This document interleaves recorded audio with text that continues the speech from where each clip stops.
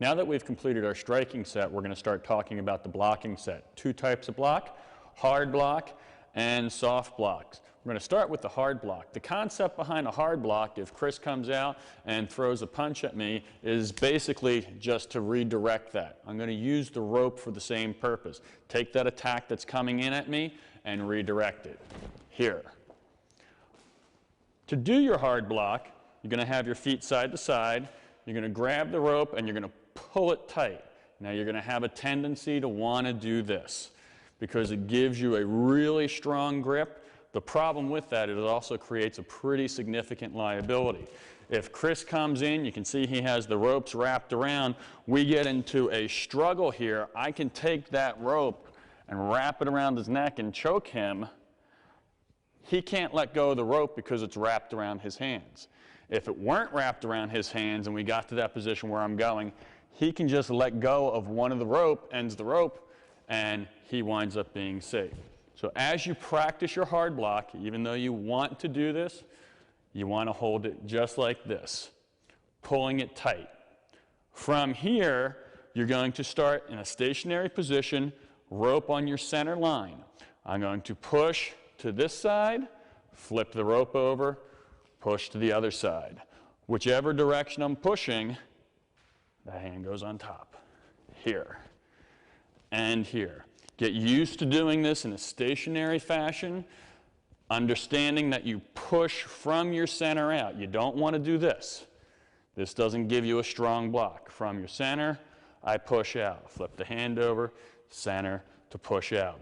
Once you have that down, we're going to start adding the footwork. With flexible weapons, there's a simple rule.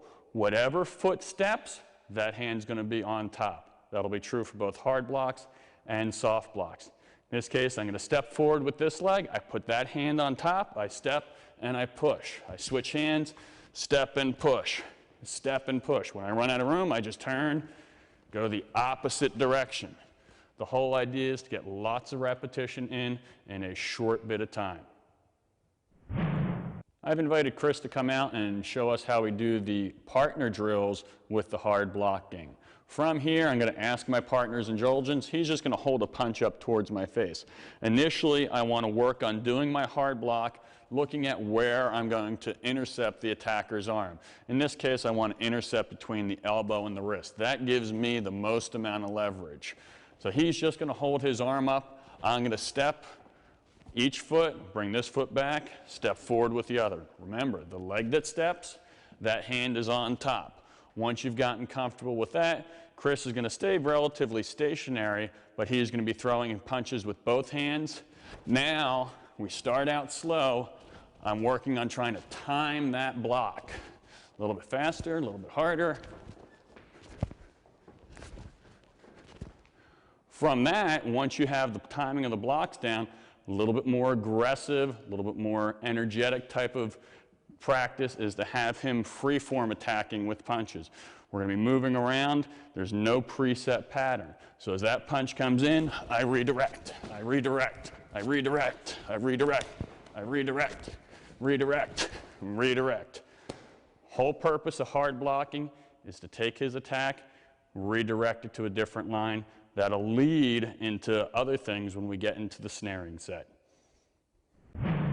The final thing that we want to talk about with the hard blocking set, so far all the punches have come in straight and I've done all my blocks in a horizontal plane. I can also do my blocks in a vertical plane. If he's headhunting coming straight in, I can do my high block or my hard block on a high line. If he's coming in low with a kick, I can do the hard block on the low line. So you're not just limited to the horizontal left-right. You can also use your hard blocks in the up-down plane.